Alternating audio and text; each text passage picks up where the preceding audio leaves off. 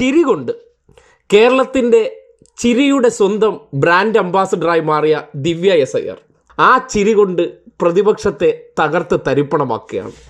ചിരി എന്നൊക്കെ പറഞ്ഞാൽ ഇത്ര ഭംഗിയുള്ള, ഇത്ര ഗംഭീരമായ, ഇത്ര ആത്മവിശ്വാസമുള്ള ചിരി, അതും വിമർശനങ്ങളും പരിഹാസങ്ങളും അധിക്ഷേപങ്ങളും നേരിടുമ്പോൾ അതിനെല്ലാം പുല്ലുവില കൽപ്പിച്ചുള്ള ചിരി കഴിഞ്ഞ ദിവസവും സോഷ്യൽ മീഡിയയിൽ അവർ പങ്കുവച്ചു.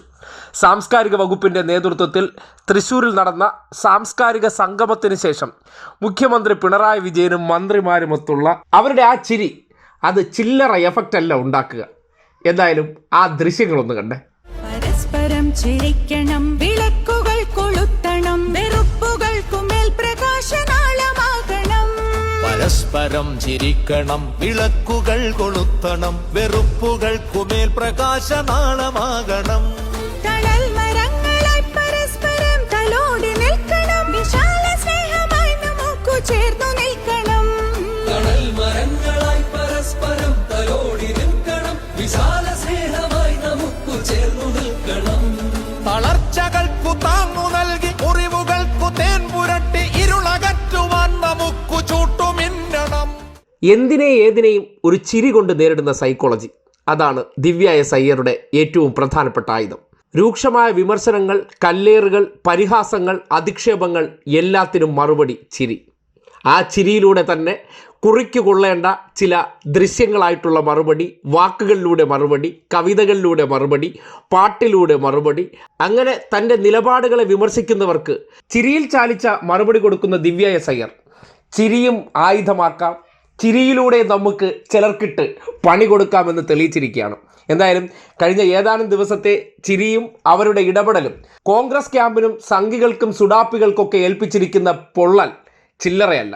വല്ലാത്ത വ്യക്തിവൈരാഗ്യമുണ്ട്. അധികാരം കിട്ടിക്കഴിഞ്ഞാൽ ശരിപ്പെടുത്തിക്കളയൂ എന്നുള്ള മനോഭാവത്തിലാണ് വിറളി പൂണ്ട കോൺഗ്രസ്സുകാർ. എന്തായാലും ആ ചിരിയിലൂടെ കോൺഗ്രസ്സുകാർക്ക് പണി കൊടുക്കുന്ന ദിവ്യ എസ് അയ്യരെ കൊണ്ട് തന്നെ സാംസ്കാരിക വകുപ്പിൻ്റെ പരസ്പരം എന്ന പരിപാടിയുടെ തീം സോങ് ആയിട്ടുള്ള പരസ്പരം ചിരിക്ക നാം എന്നുള്ള പാട്ടും പാടിച്ചു. നവകേരളം, നവീന കേരളം. പരസ്പരം ചിരിക്കണം, വിളക്കുകൾ കൊളുത്തണം, വെറുപ്പുകൾക്കുമേൽ പ്രകാശനാളമാകണം.